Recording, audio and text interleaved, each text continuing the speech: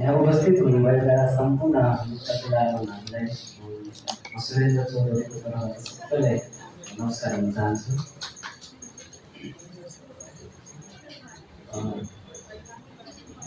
आजको यस कार्यक्रम जुन मुक्तकालय नेपालको प्रथम वार्षिक सत्र स्वर्गीय महाकवि विश्वकर्मा स्मृति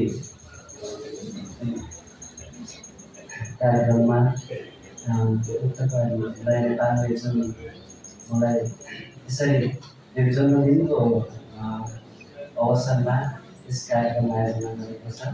यहाँलाई सबैजनालाई भइदिएकोमा धेरै धेरै धन्यवाद दिन चाहन्छु। र यसरी मैले मुक्तक लेख्न थालेको चाहिँ महावीर विश्वकर्मा दाजुकै कार्यक्रम सुनेर चाहिँ मैले सुरु गरेको थिएँ लेख्न।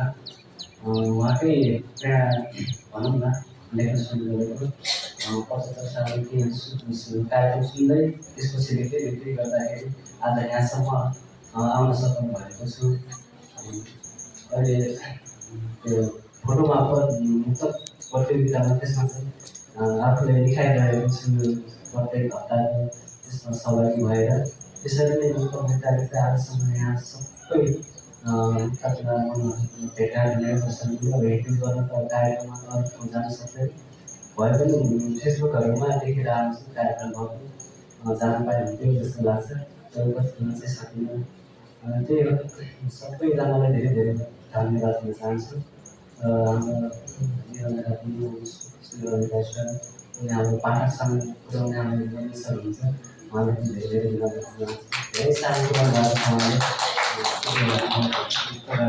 पाठकसँग यसरी मुक्तक भन्दै आफ्नो भनाइ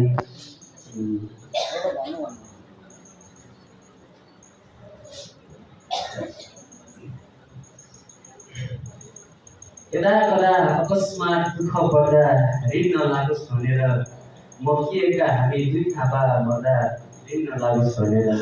यदा कदा अकस्मात दुःख पर्दा ऋण नलागोस् भनेर मकिएका हामी दुई थापा मर्दा ऋण नलागोस् भनेर।